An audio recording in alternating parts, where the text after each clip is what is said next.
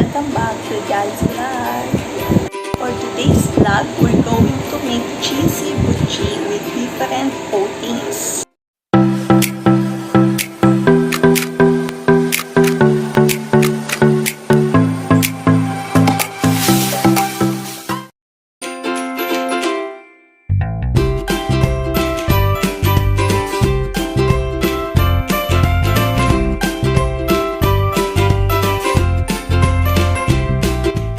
First, before we start, I would like to shout out to all my new subscribers. To Mr. Lazy Egg, Round Face, Darlene Manuel, Chef Flicks, John Pals 19 TV, Nicole Abalos, and Raftala, and also to Ate Young Sagyan. Thanks to you all guys. So now let's start to make the chili. Here are the ingredients. Powdered glutinous rice. We already add water on it. Cheese. Different kinds of coatings. And cooking oil. First, form small balls of similar sizes.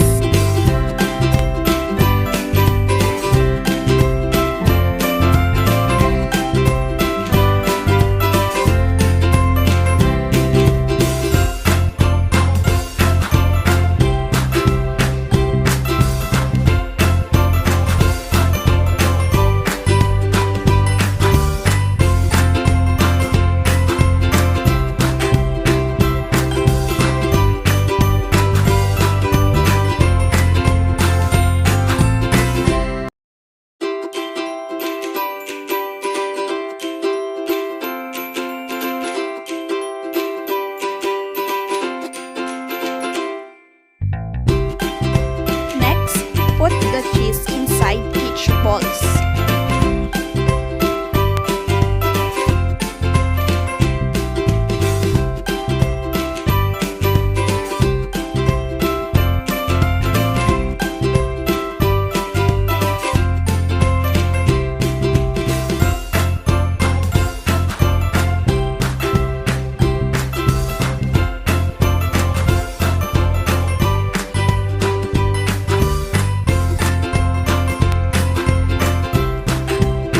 Then coat it with sesame seeds or sugar.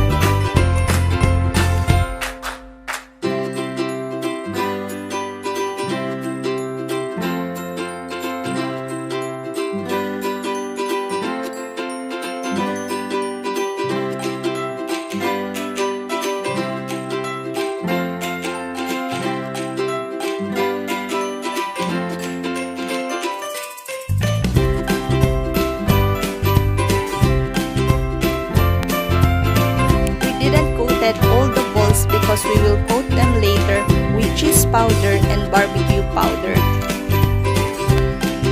After that, deep fry the small balls into boiling cooking oil.